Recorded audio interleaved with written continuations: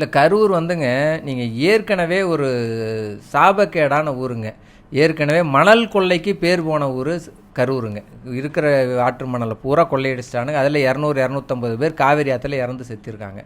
அது அதிமுக ஆட்சியிலையும் மாறி மாறி தான் மணல் கொள்ளை நடந்துச்சு. இவன் நல்லவன், இவன் கெட்டவன், இவன் யோக்கியன்லாம் ஒன்றும் கிடையாதுங்க. இப்போ ஒரு செந்தில் பாலாஜி கரூருக்கு அடையாளம் சொல்கிறாங்க. இவர் தளபதிக்கு செல்லப்பிள்ளை. அது என்ன சொன்னார் தளபதி ஸ்டாலின் சொன்னார், நாம கோடு போட சொன்னா ரோடு போடுவார், நீங்களாம் பார்த்துருப்பீங்க.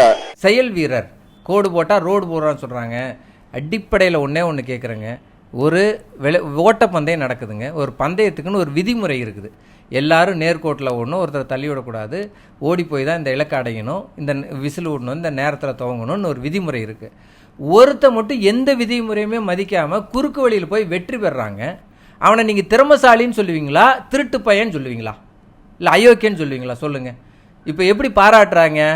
அரசியல் எல்லாம் தாங்க, நேர்மையின் வழியில் போனவனை தாங்க பாராட்டணும். இந்த ஊருக்குள்ளே எத்தனையோ பேர் மக்களுக்கு நல்லா செஞ்சுட்டு பொருளாதாரத்தை இழந்து மதிப்பு இல்லாமல் சுற்றிட்டு இருக்காங்க. அவங்கள யாருமே மதிக்கிறது இல்லைங்க. இவனுக்கு நின்னாங்கன்னா இவங்களை போய் வணக்கம் வைக்கிறது, அவங்களை பாராட்டுறது, புகழ்றது, ஆகா ஓகோங்கிறது கேவலமாக இல்லைங்களா? நம்ம அடுத்த தலைமுறைக்கு என்னங்க சொல்லி கொடுக்குறோம்? ஏங்க ஒருத்தர் திருடி ஓட்டுக்கு காசு கொடுத்து வாங்கி என் முன்னாடி நிற்கிறாங்க, என்னை ஏமாற்றிட்டு என் முன்னாடி நிற்கிறவனை என் பையனு முன்னாடி நான் எப்படிங்க சொல்லிக் கொடுக்கணும்? ஏங்க இவன் திருடம்பா, இவன் ஒழுக்கம் இல்லாதவன், இவனை மாதிரி இருக்கக்கூடாதுன்னு சொல்லி கொடுக்கணுமா? அவனுக்கு வணக்கம் வச்சனா இவன் என்னங்க நினைப்பான்? இவன் ஒரு பெரிய ஆளாட்டிருக்கு, இப்படி ஏமாற்றி திருடி பித்தலாட்டம் பண்ணி இப்படி பண்ணாதான் மக்கள் மதிப்பாங்கங்கிற ஒரு எண்ணத்தை உருவாக்குறோமா இல்லையாங்க? இங்கே கரூர் தொழில் நகரங்க, டெக்ஸ்டைல் நடங்குறங்க. எவ்வளோ பேர் தொழில் பண்ணுறாங்க. ஒவ்வொருத்தர் கடையிலையும் 10 பேர்த்துலேருந்து 1000 பேர் வரைக்கும் வேலை செய்கிற நிர்வாகிகள் நிறுவனம் நடத்துதுங்க. அந்த முதலாளிகள் பூரா கடையில் எப்படி தெரியுங்களா காலையில் பேசுவாங்க? எல்லாம் நேர்மையாக இருக்கணும், ஒழுக்கமாக இருக்கணும், உழைக்கணும், எல்லாத்துக்கும் சரியான ஊதியம் கிடைக்கும், திருடக்கூடாது அப்படின்னு சொல்லி கொடுக்குறாங்க. திருடனை ஒருத்தனை கொண்டாடுறாங்களே, அப்போ அந்த வேலை செய்கிற என்னங்க மதிப்பாங்க? இந்த முதலாளி எப்படிங்க மதிப்பான்? நீ கூப்பிட்டு வச்சு நீ அவரை பெரிய ஆளுங்கிற, திறமசாலிங்கிற, மதிக்கிறேங்கிற. அப்போ நானும் திருடிட்டேன்னா, ஏமாற்றிட்டேன்னா என்னை நீ மதிக்கணும் இல்லைங்கிற எண்ணத்தை உருவாக்குறதாங்க அது. நீங்கள் கரூர்லாம் பாருங்கள், என்னென்ன கந்தரகோலம் நடக்குதுன்னு பாருங்கள். இவர் நல்லவராகவே இருக்கட்டுங்க, நல்லவர் நிரூபிக்க சொல்லுங்கள். ஓட்டுக்கு காசு கொடுக்காம நல்லவர் பண்ணால் மக்கள் என்ன தெரியாதா? நீ நல்லவன்னா நீ காசில் தாங்க உன் மதிப்பே இருக்குது. நீ காசை கொடுக்காம இருந்து பாரு, உன் நாய் கூட சீண்டாதுங்க. எழுதி வச்சுங்க, காசு கொடுக்காம நிற்க சொல்லுங்கள். இந்த தேர்தலில் காசு கொடுக்காம நின்று நீங்கள் ஒரு 100 ஓட்டு வாங்க சொல்லுங்கள். சத்தியமாக முடியாதுங்க. அவங்களோட அடிப்படையே காசு தான். இந்த காசை நம்பி தான் வாழ்கிறாங்க. காசு இருந்தால் போதும் தான் கொள்ளையாக அடிக்கிறாங்க, கோடிக்கணக்கில் அடிக்கிறாங்க. ஒவ்வொரு முறையும் ஏதோ ஒரு சிக்கலை சந்திச்சுக்கிட்டே இருக்குது. ஒவ்வொரு முறையும் சந்திக்கும் போதும், ஒவ்வொரு புது தேர்தல் வரும்போதும் புதுசாக ஒருத்தர் வர்றாங்க. ஒரு தடவை கமல் வர்றாரு, அப்புறம் விஜய் வர்றாரு, அடுத்த தடவை சிவகார்த்திகேயன் வருவாங்க. இப்படி ஒவ்வொரு முறை யாரோ ஒருத்தரை இவங்க கொண்டு வந்துக்கிட்டே தாங்க இருப்பாங்க. கேட்டால் இவங்க வந்தால் நல்லது பண்ண மாட்டாங்களா? ஒரு முறை வாய்ப்பு கொடுக்கணும்னு. நாம் தமிழர் கட்சி 2010 இயக்கமாக இருந்ததில் 2016 தேர்தல் சந்திச்சிலிருந்து இப்போ படிப்படியாக களத்தில் மக்களுக்காக நின்றுக்கிட்டே இருக்காருங்க சீமான். நீங்கள் நம்ம இடையில எவ்வளவோ போராட்டங்கள், எவ்வளவோ சிக்கல்கள், அவருக்குன்னு அத்தனையும் தாண்டி அத்தனை சிக்கல்களையும் எதிர்கொண்டு இன்றைக்கி களத்தில் மக்களுக்காக ஓடி ஓடி ஓடி ஓடி நிற்கிறாருங்க. ஒவ்வொரு இடத்துலையும் எந்த ஆதாயம் இல்லைங்க. அவர் சொல்கிறது ஒரே வார்த்தை என்ன, உனக்கும் சேர்த்து தான் நான் போராடுறேன், நீ எனக்கு ஓட்டு போடு, போடாமல் போ. அதை பொறுத்தவரை என்னோடய பிறவி கடன் நான் செய்கிறேன், நான் உன்னை விதைக்கிறேன். அது அடுத்த தலைமை அவர் 2011-12 சொல்லும் போது சொன்னார். இன்றைக்கும் கிண்டல் பண்ணுறாங்க. என்னுடைய வாக்காளர்கள்லாம் எல்கேஜி யூகேஜியில் 1வது படிச்சுட்டு இருக்காங்கன்னு அண்ணன் சொல்லுவார். இன்னைக்கு கிண்டல் பண்ணுவோம், இன்னும் படிச்சுட்டு இருக்காங்க. இன்றைக்கி படிக்கிறவங்களும் அடுத்த வாக்காளர்கள் தான், தமிழ் தேசியத்துக்கான வாக்காளர்கள். தமிழ் தேசியம்னு ஒரு கோட்பாடை இன்றைக்கி மக்கள் மனசில் பதிய வச்சதுக்கு அண்ணன் சீமானை தவிர வேறு யாருமே இங்கே மாறு தட்டி சொல்லிக்கிறதுக்கு அருகதையே கிடையாதுங்க. அவருடைய செயல்பாடுகள் சிறுக அவ்வளவு போராடி, அவ்வளவு மக்கள் ஒரு ஆள் நின்னாலும் இன்றைக்கி 1,00,000 பேர்த்துக்கு முன்னாடி எப்படி பேசுகிறாரோ, அன்னைக்கு ஒரு ஆள் நிற்கும் போது பேசி தாங்க எங்களுக்கெல்லாம் அரசியல் அறிவு ஊட்டினார், அரசியல் உணர்வை ஊட்டினார், ஒரு கட்டுப்பாடு, கோட்பாடு. நீங்கள் கோயம்புத்தூரில் மாநாடு நடந்துச்சுங்க.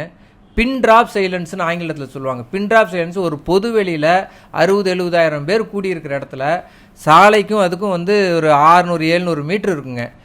சாலையில் ஒரு காவல்துறை அதிகாரி வாக்கி டாக்கியில் பேசுகிறது, டைன் கேட்குறது, அந்த சத்தம் இங்கே கேட்குதுன்னா அப்போ எப்படி இருக்குன்னு பாருங்கள். அந்த கூட்டம் எவ்வளோ பெரிய கட்டுக்கோப்பான கூட்டம் நடந்துக்கு. இவங்களே எப்படிங்க இவங்களை போய் காவல்துறை கட்டுப்படுத்தலை, திமுக சதி செஞ்சு அப்படிலாம் சொன்னால் எப்படிங்க? இவங்க தாங்க காரணம், ஒட்டு மொத்தத்துக்கும் காரணம் விஜய் மட்டும்தாங்க. விஜயத்தான் முழுக்க முழுக்க குற்றச்சாட்டு பண்ண முடியும். அதில் எந்த மாற்று கருத்தும் கிடையாதுங்க. இதெல்லாம் ஒழிக்கிறதுக்கு தான் நாம் தமிழர் கட்சியில் இருந்து எல்லாரும் போராடுறாங்க. மக்கள் பிரச்சனையை போய் சேர்க்குறாங்க. எல்லாருமே ஒரு பொருளாதாரத்தை இழக்கலாங்க, ஒரு உழைப்பை இழக்கலாங்க. பொருளாதாரத்தை இழந்து உழைப்பை இழந்து மக்களுக்காக அவங்களுக்கு என்னங்க ஆதாயம் இருக்குது? ஆதாயத்துக்காக நாம் தமிழரில் யாருங்க இருக்கா? ஏதோ மக்களுக்கு ஒரு நன்மை செய்யணும், நம்ம பிறவி கடனை ஒன்று கொண்டு போய் விழிப்புணர்வு ஏற்படுத்தணும். இந்த அடிப்படை தாங்க. இது ஒரு கவுன்சிலர் கூட இல்லைங்கிறான். கவுன்சிலர் கூட இருந்தால் கவுன்சிலர் ஆனால் தானங்க ஒன்று செய்ய முடியும். ஆகாமே இவ்வளோ செய்கிறோம், ஆனால் என்னெல்லாம் செய்ய முடியும்? செய்யலின்னா அப்புறம் நீ சொல்லு.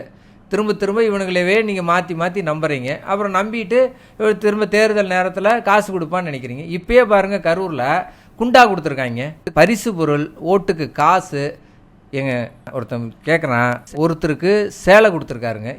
இந்த செந்தில் பாலாஜி அவர்கள் இந்த திமுக முப்பெரும் விழாவுக்கு சேலை வாங்கி கொடுக்குறாருங்க. நான் கேட்குறேன், இன்னொருத்தரோட மனைவிக்கு நீ எதுக்காக சேலை வாங்கி கொடுக்குற?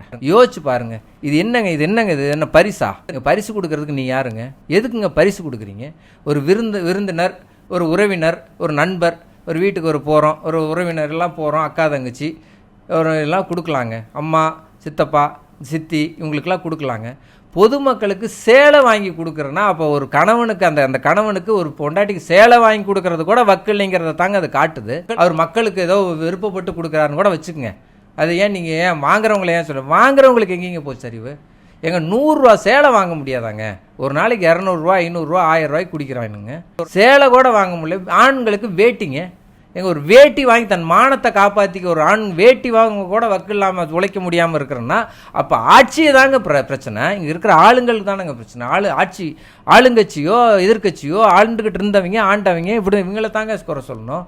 நீ எனக்கு வேட்டி கொடுத்துட்ட, சேலை கொடுத்துட்ட, நீ நல்லவேன்னு நான் சொல்கிறேன்னா அது எப்படிங்க அதை ஏற்றுக்க முடியும்?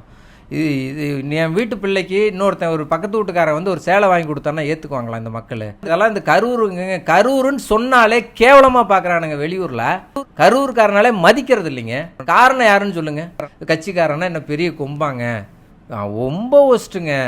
இன்னும் மக்கள் இப்போ காவிரி ஆற்றுல கொள்ளையாக மணல் திருடிட்டு இருக்காங்க. கொள்ளையாக மணல் இவருக்கு தெரியாதா?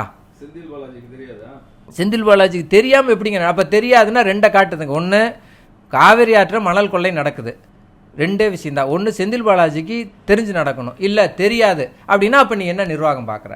அப்போ நீ இந்த மக்களுக்கு என்ன கட்டுப்பாட்டில் இல்லை கரூர் அதிகாரிகள்? அப்போ அதிகாரிகளுக்கு தெரியாமல் நடக்குதா? அப்போ அதிகாரிகள் வேலை செய்யலையா? இப்போ அதிகாரிகளுக்கு தெரிஞ்சே நடக்குதா?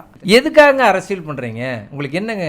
எங்கள் பதவி இவங்களுக்கு தேவை, பதவி போதைங்க. அந்த பதவி போதைக்காக எந்த எல்லைக்கும் போகிறாங்க. செந்தில் பாலாஜியை ஈடி கைது பண்ணாங்க. அப்போ அவர் என்னங்க பண்ணார்? அழுது புலம்பி நடித்து இப்போ உண்மையாலுமே உடம்பு சரியில்லைன்னு அழுது ஓடினாருங்க. அவர் சகோதரர் எங்கே போனார்? ஓடி போனாருங்க, ஓடி ஒளிஞ்சிருந்தாருங்க. உண்மையா இல்லையாங்க? இவங்க தான் பெரிய இந்த கரூர் செயல் வீரர்னு ஸ்டாலின் அவர் முதலமைச்சர் ஸ்டாலின் சொல்லிட்டு போகிறாருங்க. இப்போ ஸ்டாலின் மேலே ஒரு மதிப்பு இருக்கும் இல்லைங்க? இதே ஸ்டாலின் தாங்க சொன்னார். இப்போ ஸ்டாலின் சொல்கிறத நம்பர் தான் வேண்டாமா? இதே ஸ்டாலின் போன தேர்தல் பரப்புரைக்கு வரும்போது பெரிய திருடன் அப்படின்னு சொன்னாருங்க. இவங்க 2 பேர்த்தையும், செந்தில் பாலாஜியும் அவரோட சகோதரர் அசோக்கையும் திருடன் சொன்னாருங்க. பாலாஜியினுடைய தம்பி இந்த கரூர் மாவட்டத்தை தன்னுடைய கட்டுப்பாட்டில் வச்சிருக்கிறாரு. கட்டுப்பாடுனா கொள்ளையடிக்கிறதுல, ஊழல் செய்யறதுல, லஞ்சம் வாங்குறதுல அந்த கட்டுப்பாட்டில் வச்சிருக்கிறாரு. இப்ப அது சொன்னத நம்பர் தான், இப்ப சொல்றத நம்பர் தான். இப்ப சொல்றத நம்பர்னா அப்ப சொன்னதுக்கு மன்னிப்பு கேட்க சொல்லுங்க. அன்னைக்கு திருடன்னு சொன்னா இவன் எதுப்பான், இன்னைக்கு நல்லவன் சொன்னா ஆதரிப்பான். அப்ப யாருங்க இவங்க முட்டாளாக்குறாங்க?